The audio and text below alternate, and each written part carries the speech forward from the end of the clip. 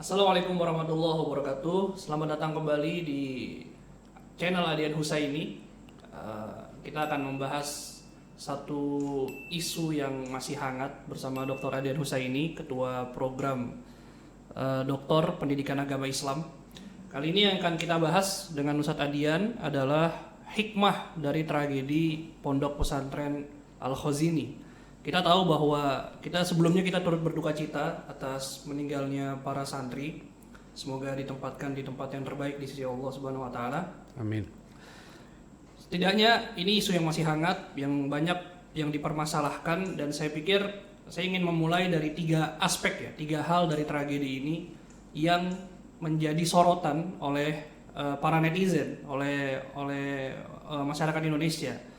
Yang pertama terkait ketika Kiai ditanya bagaimana reaksi Kiainya terhadap tragedi ini, kemudian yang disesalkan oleh publik adalah ketika sang Kiai Kiai dari pesantren Al-Khazini Sidoarjo ini, dia ngomong bahwa bangunan ini ambruk karena takdir Allah gitu. Jadi akhirnya publik marah, kok nyalain takdir Allah sih gitu, dan seterusnya. Bagaimana melihat jawaban ini gitu? Ya, saya yakin sebetulnya Pak Kiai itu ngomongnya panjang ya. Cuma kemudian kan biasalah, namanya berita itu kan dipotong. Dan penggalan itu yang mungkin belum sempat ya dijelaskan di dalam potongan itu apa sih makna takdir, apa maksud beliau mengatakan ini takdir itu apa gitu ya. Itulah problem kita sekarang hidup di media sosial yang serba singkat, serba instan.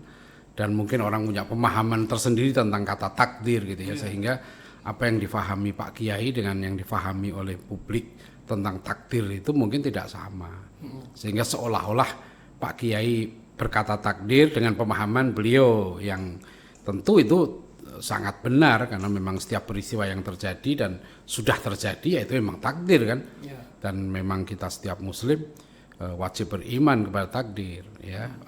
Apa yang sudah terjadi itu ketentuan Allah. Sama lah kalau saya tidak menghendaki sesuatu, tiba-tiba mobil saya ini di jalan kan pernah gitu kan, tiba-tiba dari belakang ketabrak motor. Saya sering kan, berulang kali saya mengalami seperti itu ya, spion diserempet, mobil baret dan seterusnya ya. Saya juga sama, saya mengatakan takdir, ini takdir dari Allah. Ketika motor saya hilang pernah itu ya, itu takdir kan gitu kan. Jadi setiap peristiwa ini takdir, apa yang menimpa kita itu ya, baik dan buruk, khairihi wa syarrihi min Allah, itu bagian dari keimanan. Jadi Pak Kiai sangat benar. Hanya publik mungkin seolah-olah memahami itu, menyalahkan, seolah-olah Pak Kiai kok menyalahkan takdir ya, nggak mau bertanggung jawab kan, soal itu beda. Dua hal yang berbeda kan, bahwa ya namanya musibah, takdir pasti kita yakin kan, nggak ada yang menghendaki. Pak Kiai juga tidak menghendaki. Nah sekarang baru kita bicara tentang yang lain, aspek yang lain. Jadi takdirnya itu aspek keimanan. Itu keimanan kita, hati kita. Setiap apapun peristiwa yang menimpa kita, memang kita harus yakin itu takdir. Jadi jangan sampai keimanan pada takdir itu digugat, bahaya sekali itu. Ya itu aspek keimanan. Nah sekarang kita bicara tentang sebab akibat gitu kan. Nah itu aspek syariatnya.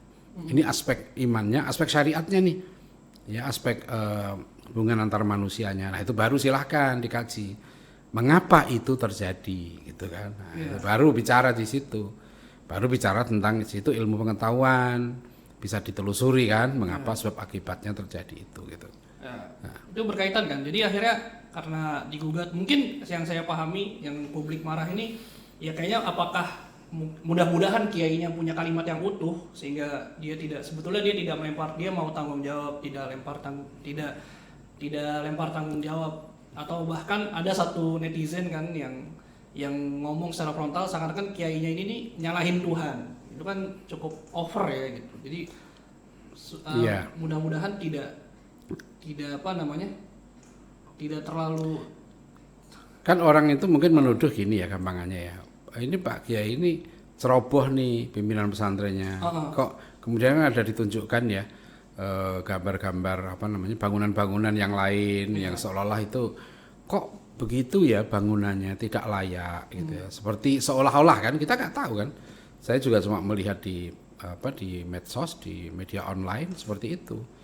Nah, jadi itu kalau adab kita kan dalam menyikapi sesuatu yang kita belum tahu pasti ya, ini sekedar saran saja sih, daripada nanti kita kita ikut berdosa karena kita memberikan penilaian yang keliru dan akhirnya bisa menfitnah orang. Menfitnah itu bisa menzolimi orang. Lebih baik kan kita diam dulu, ya, atau kita berharap ya, namanya Pak Kiai pun keluarga besar pesantren itu pasti bukan hanya ini kan duka ini, musibah ini bukan hanya menimpa pesantren Al-Khazini itu ya, yang di Sidoarjo, Jawa Timur, tapi ini juga semua dunia pesantren juga berduka. Itu kita Dewan Dakwah misalnya berkunjung ke sana dan juga membuka bantuan dompet musibah melalui Lasnas Dewan Dakwah di Jawa Timur itu. Iya. Nah, mungkin masalah kedua yang disorot juga, ini mungkin berkaitan tadi ya, nyambungnya. Jadi ketika ada aspek keimanan, kemudian ada aspek syariat dan ada aspek ilmu pengetahuan di situ. Ketika ditelusuri, memang katanya bangunan ini tidak punya izin mendirikan bangunan atau IMB gitu. Bahkan ada yang menelusuri lagi, dari 42 ribuan lebih pondok pesantren ini hanya 50 yang punya izin mendirikan bangunan ini gitu. Iya. Bagaimana ini? Apakah memang pesantren ini harus semua punya IMB atau bagaimana gitu? Sebenarnya ya 42.000 pesantren itu hanya yang terdaftar di Kementerian Agama. Itu data di Kementerian Agama. Banyak lagi pesantren itu yang belum terdaftar. Jadi kalau ditelusuri jumlah pesantren di Indonesia itu bisa 50-60 ribu jumlahnya. Banyak sekali. Makanya pesantren ini jumlahnya fantastis. Dan ingat pesantren ini ada sebelum Indonesia ini ada. Pesantren itu sudah ada dan sudah berjuang ya, memperjuangkan kemerdekaan Indonesia, mempertahankan kemerdekaan para santri, para kiai itu sebelum Indonesia itu merdeka, bahkan setelah Indonesia merdeka, masih awal-awal itu. Jadi memang dalam melihat pesantren ini tidak bisa menggunakan ukuran-ukuran semata-mata ya, legal formal. Betul. Dan sekarang saya senang nih, alhamdulillah kan pemerintah sudah turun ya, langsung Menteri Muhaimin Iskandar kan ditugaskan oleh Presiden untuk menangani masalah ini. Dan sejauh yang saya simak, langkah-langkah yang telah ditempuh itu cukup simpatik dari pihak pemerintah. Jadi menjadikan kasus ini sebagai pelajaran berharga untuk memperbaiki ke depan. Nah memang, disinilah justru tantangan pesantren. Saya lihat sikap pemerintah simpatik, jadi saya lebih berharap ya pemerintah menyelesaikan ini secara bijak. Kasus Al-Khazini silahkan diselesaikan secara kekeluargaan, secara hukum, tapi namanya musibah ya silahkan pihak pesantren dan tentu orang tua ya wali santri yang nanti menyelesaikan dengan cara mereka lah gitu ya. Jadi saya berharap ini pemerintah mengawal saja, ya mendorong supaya peristiwa ini menjadi pelajaran yang berharga untuk perbaikan pesantren ke depan. Itu jadi melihatnya bukan hanya dari IMB. Nanti panjang nih masalahnya kalau bicara IMB ini, dan saya bukan ahli di situ, tapi ada satu pakar yang menganalisis jangan hanya melihat sisi pesantrennya kenapa nggak punya IMB. Tapi juga melihat sisi pemerintah juga.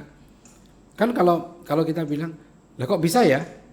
Kok bisa terjadi ya 42 ribu hanya sekian dengan sekian puluh kan yang diambilnya. Kok bisa begitu ya? Kan berarti selama ini pemerintah membiarkan. Misalnya, apakah pesantren yang nggak punya IMB itu pernah dinasihati, ditegur, dibantu, ditawari?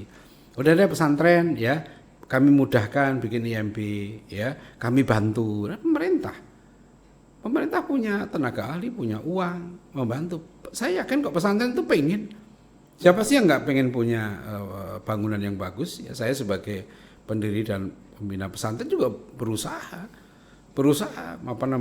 mengikuti peraturan-peraturan yang ada dan seterusnya. Ya, tapi kan saya memahami juga pondok-pondok pesantren itu banyak sekali yang berdiri gitu ya, karena tuntutan tuntutan dari masyarakat, kebutuhan masyarakat akan pendidikan yang berkualitas. Terutama bagi masyarakat yang seperti di Jawa Timur, Madura yang saya kunjungi ya, pondok-pondok pesantren itu Masya Allah. Itu kalau kita ukur nggak rasional. Saya masuk ke satu pesantren, santrinya 9.000 gitu ya.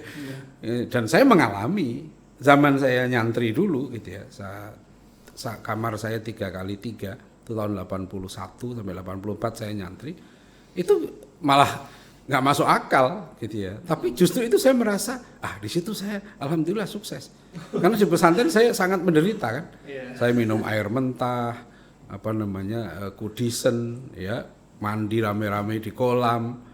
Ya, terus tidur aja nggak pakai alas, tidur di ubin, nggak ada bantal. Ya, satu kamar itu 3x3 isinya 7 orang zaman saya.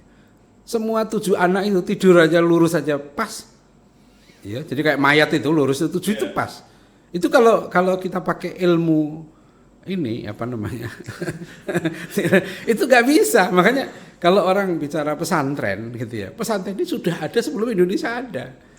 Nah sekarang kan ini ada terjadi musibah. Nah tentu pesantren secara bertahap ya itu harus menyesuaikan juga. Nggak bisa pesantren sekarang tertutup kayak dulu, nggak bisa lagi. Dulu kan pesantren kalau ada masalah ya udah kan nggak ada medsos.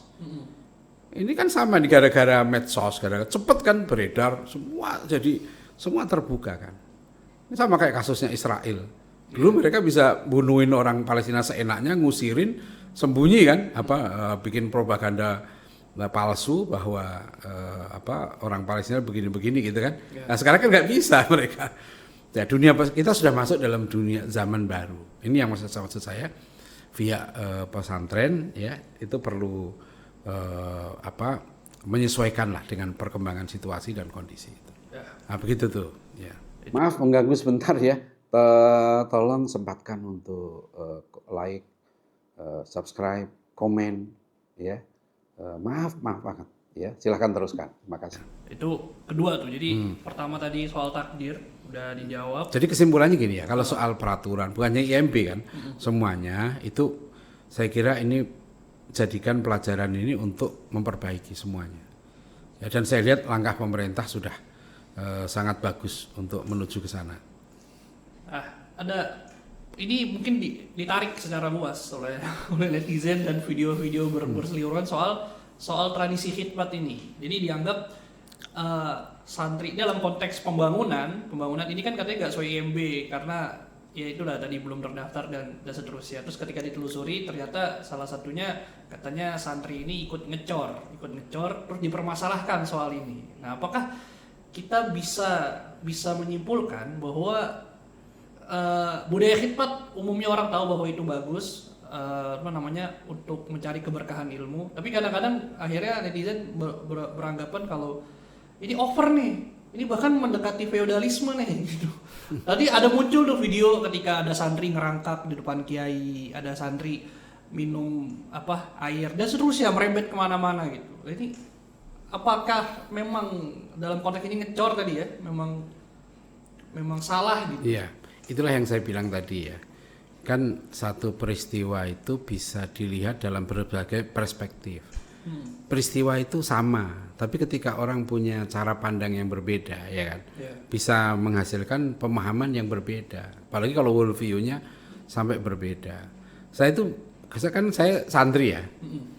Itu dulu kalau kita kerja bakti, namanya ro'an itu, istilah kerja bakti dulu itu nggak pandang waktu, dan dulu kita nggak ada.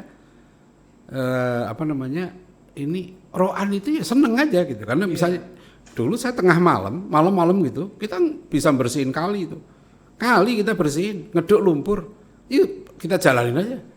Kalau ro'an bangun bareng-bareng. Tapi ingat tradisi pesantren itu memang bukan kayak pendidikan biasa. Saya dulu tuh ya datang ke pesantren, cuma ngomong sama Pak Kiai, orang tua datang, Pak Kiai ini nitip anak saya. Oh ya sudah, cari kamar sendiri. Nah, dan nggak ada kiai itu terus nolak santri waktu zaman saya itu nggak ada. Gimana pokoknya penuh, cukup ya harus cukup. Tidur di emper nggak masalah, tidur di masjid. bahkan nggak ada bayaran ya atur sendirilah, gitu lah. Jadi dulu masak sendiri. Itu zaman saya. Tapi kalau saya di Al-Ghazi ini ada uang pendaftaran, tapi kan sangat murah. Kata saya dengar, saya baca sebulan itu berapa itu kan nggak salah itu, nggak sampai 100.000. Dan banyak sekali pesantren yang seperti itu, ya. Banyak yang nggak masuk akal. Saya belum lama di Madura, saya berapa uang bulanannya? Berapa ya? 400.000 atau berapa? Banyak zaman sekarang ya sebulan makan 3 kali 400.000, atau bahkan ada yang lebih rendah dari itu. Itu kalau dari segi konsep pendidikan nggak masuk akal. Disitulah kerja kerasnya kiai. Ya. Kan pesantren itu biasanya ada kiainya dulu. Jadi oleh karena itu bagi para santri ya, berkhidmat tadi itu kita tuh nggak mau membuat hati kiai itu luka atau sedih atau nggak ridho, itu nggak mau santri itu. Nah itu falsafah itu kan, makanya ketika santri kok akan ada foto itu ya di satu pesantren besar di Jawa Timur yang kerja bakti itu kan ngecor sampai 4 itu kan, itu yang banyak ditampilkan tuh. Memang kalau kita melihat sekilas ya sepertinya kan wah ngeri ya kan gitu ya kan. Nah, itu dalam pandangan orang modern ini kan ngeri gitu lah. Nah kalau dalam pandangan santri itu ibadah, mereka seneng, nggak dipaksa aja seneng kok, ya kan, seneng. Nah kalau misalnya ini ala ibadah ya, pandangannya kayak gini. Terus kalau dia kecelakaan gimana? Syahid. Gitu. Nah cuma itu kan dulu saya bilang itu pemahaman seperti ini dulu itu dipahami oleh internal. Tapi ketika sekarang ini saya lihat itu kan semua ini terekspos. Kalau dulu makanya kan dibilang, makanya kalau kerja bakti pesantren jangan diekspos, kan itu masalahnya di foto, di film disebarkan. Nah, udah harus siap dinilai orang lain kalau begitu. Ya. Jadi sekali lagi ini kan kita pesantren menghadapi zaman baru, ya. Jadi harus sudah menyadari posisinya. Kita ini sudah warga global, ya. Bahkan pesantren di pelosok sekalipun, saya pernah ke Halmahera ya, satu pesantren di pelosok. Sampai saya sampaikan, kita udah masuk zaman baru karena dia menjemur pakaian. Itu di luar jendela gitu. Yang itu menghadap ke jalan. Saya ingatkan, jangan dikira ini nggak dilihat. Ini pesantren Anda dilihat sampai ke New York, saya bilang gitu kan. Seluruh dunia. Jadi Anda sebagai pesantren di dalam nggak bisa berpikir dulu, kami di pelosok. Enggak. Karena begitu Anda sudah masuk di dunia maya ini, dunia internet, udah global, sudah jadi warga global. Itu yang saya maksudkan tadi. Jadi pemikiran bahwa tadi itu ya harus hati-hati. Kalau menurut saya sekarang meminta santri pun untuk kerja bakti seperti itu menurut saya sebaiknya dalam keadaan sekarang ya harus seizin orang tua dan dipilih ya santri-santri yang memang sukarela, orang tuanya mengizinkan dan yang kuat. Ya, jangan dipaksa. Ini saran saya ya kepada para pesantren, kalau sangat baik melibatkan santri kan. Itu bagian dari pendidikan. Jadi saya nggak sependapat kalau dikatakan wah itu semata-mata eksploitasi santri, enggak. Itu bagian dari biasa kok. Iya kan? Saya juga membantu saudara kita yang sedang membangun kan. Dulu kan tetangga kita juga begitu, kalau bangun rumah semua ikut gotong royong. Sukarela. Nah, cuma ya itu perlu berhati-hati. Sekarang itu dipilihlah, kalau saran saya ya, itu selektif. Tidak setiap santri harus ikut tapi sukarela. Mungkin itu jalan keluar yang paling baik gitu ya. Iya, mungkin azan istirahat dulu. Mungkin jeda sebentar.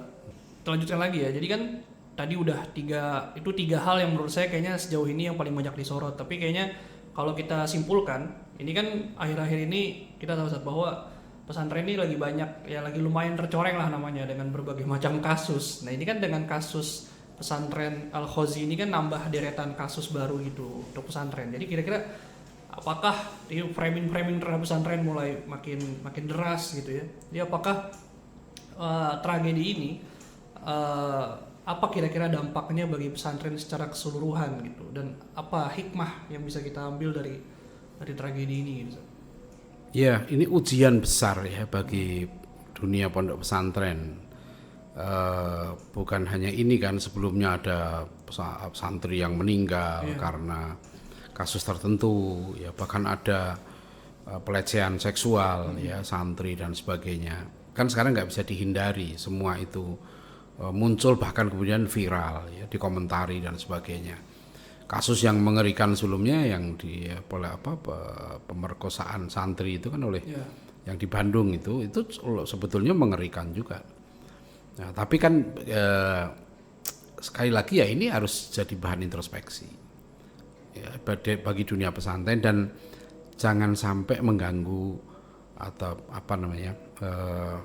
melemahkan semangat pesantren untuk bangkit menjadi lembaga pendidikan yang terbaik. Karena bagaimanapun ini bagian dari tantangan dan ujian yang harus dihadapi oleh pesantren, dan harus lebih hati-hati, selektif lagi gitu ya. Nah, tapi saya juga berpikir kemandirian pesantren tetap harus dipertahankan, karena pesantren itu bisa bertahan ya ratusan tahun. Ada yang seperti Sidogiri itu hampir 300 tahun. Saya belum lama kan ke Madura ya, ke pesantren bukan Darul Ulum ya di Pamekasan itu sudah berumur 230 tahun. Ya, ada yang lebih lagi dari itu ya, lebih dari 300 tahun. Ini kan luar biasa. Lembaga pendidikan bisa bertahan hampir tanpa bantuan pemerintah. Bahkan Sidogiri itu nggak mau dibantu pemerintah. Itu kan sangat membantu ya pemerintah. Bayangkan kalau ada 42.000 yang terdaftar ya. Rata-rata pesantren ya rata-rata 500 saja santrinya. Sudah berapa? Ya kan? 540.000 kan 20 jutaan orang. Ya kan dahsyat sekali itu kekuatan pondok pesantren ini ya. Dengan jumlah pesantren 42.000 yang terdaftar di Kementerian Agama ya, dan taruhlah rata-rata 500 misalnya, jumlah santri itu 20-an juta. Ini sangat besar sekali. Ya, lembaga pendidikan ini unik. Ini yang direkomendasikan oleh Ki Hajar Dewantoro. Tahun 1928 Ki Hajar Dewantoro sudah menulis artikel ya tentang model pendidikan nasional ya. Dia sudah bicara model pendidikan nasional yang ideal itu memang pondok pesantren. Kenapa? Karena kata Ki Hajar Dewantoro, antara opvoeding dengan on the wage ya, antara pendidikan dengan pengajaran bisa disatukan. Ini yang nggak mudah ya. Sementara lembaga pendidikan yang lain, bentuk-bentuk sekolah itu kan interaksi antara guru dengan murid tidak seintensif di pesantren. Ya. Makanya kenapa saya sudah bertahun-tahun ini meluncurkan konsep dasar pesantren dengan 6 rukunnya itu. Bahwa pesantren itu merupakan lembaga pendidikan yang ideal, yang paling tepat untuk menyambut era disrupsi, era dominasi internet dan AI sekarang ini. Sudah pesantren itu alternatifnya ya, karena pesantren itu sangat menekankan kepada keteladanan, pendidikan akhlak ya, kemudian tafakuh fiddin ya, dan juga penanaman jiwa kemandirian, jiwa perjuangan, jiwa pengorbanan ya, budaya ilmu, semangat untuk pengabdian pada masyarakat. Itu luar biasa di era sekarang ini gitu ya. Itu pendidikan seperti ini yang bisa bertahan. Makanya menurut saya pesantren di samping tantangan yang tadi ya, musibah-musibah yang terjadi tadi ya, itu nggak boleh pesantren terjebak di masalah ini. Ada tantangan yang lebih berat dari itu, yaitu tantangan modernitas ya, the challenge of modernity ya, tantangan masuknya faham sekularisme, masuknya faham materialisme yang menggerus jiwa cinta ilmu, cinta dakwah, cinta pengorbanan yang dulu ini melekat dalam budaya santri ya. Nah, ini yang justru tantangannya lebih berat. Nah, nanti sekarang tantangannya kira-kira udah masuk belum ya?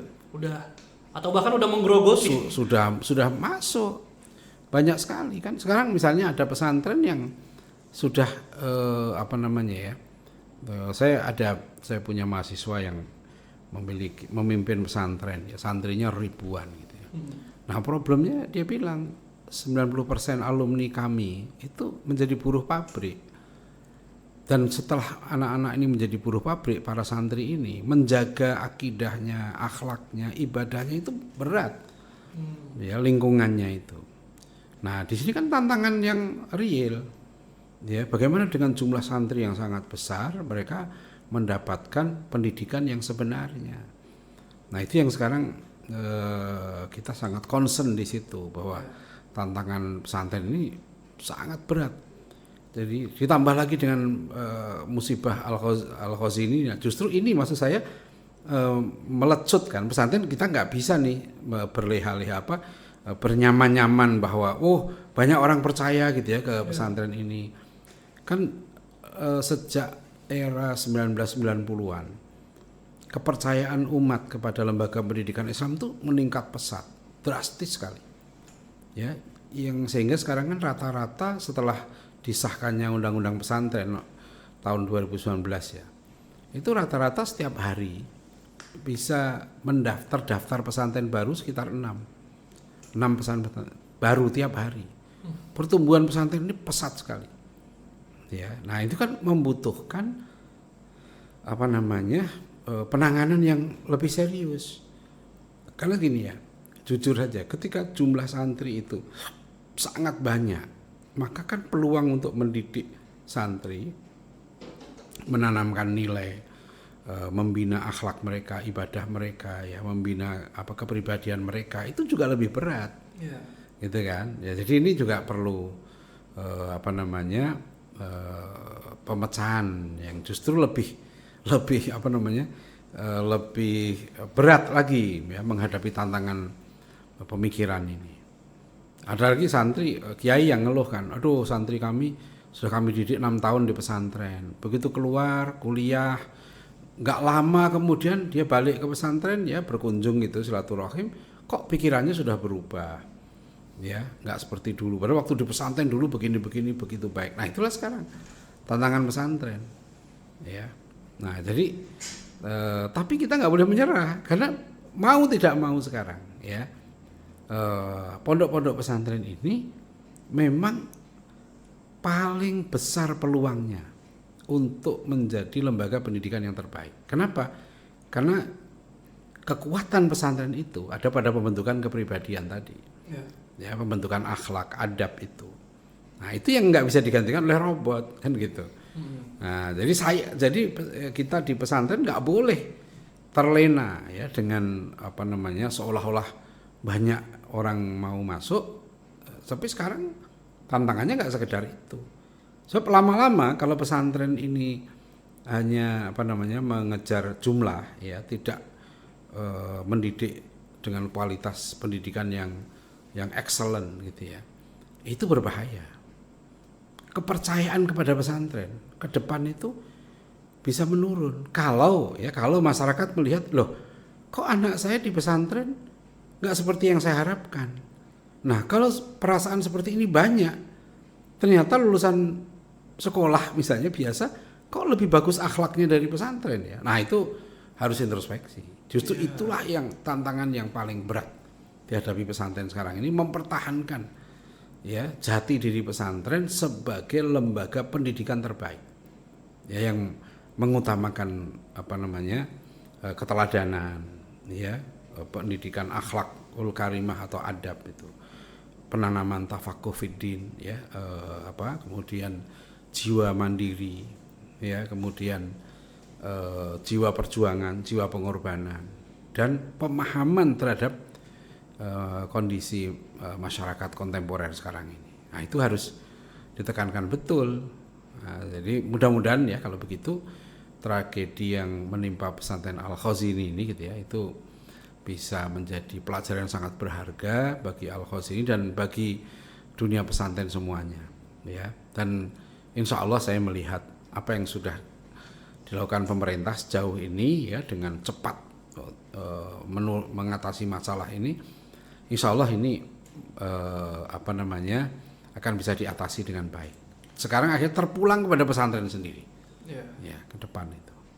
Ya baik, jadi itu ya, jadi kita sudah mendapatkan banyak hal, jadi mulai dari pesantren yang harus introspeksi, harus evaluasi dari dalam, dan kemudian masalah tragedi-tragedi dan kasus-kasus lain itu jangan sampai menyurutkan atau melupakan bahwa ada problem lain yang masuk menggerogoti dunia pesantren, yaitu masalah pemikiran, bagaimana sekularisme yang tadi dan seterusnya itu menggerogoti pesantren, kemudian pesantren tidak lagi sibuk dengan menerima murid yang banyak, terlena dengan murid yang banyak tapi lupa dengan tujuan hakiki pendidikan pesantren itu.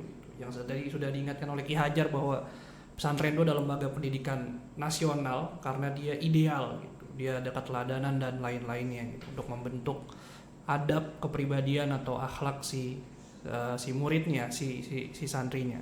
Baik, itu saja. Terima kasih kepada Ustadz Adian sudah memberikan masukan-masukannya banyak hal tentang dunia pesantren. Jangan lupa subscribe, sebarkan seluas-luasnya dan like tentunya. Dan kita akan bertemu lagi di lain waktu. Terima kasih. Assalamualaikum warahmatullahi wabarakatuh.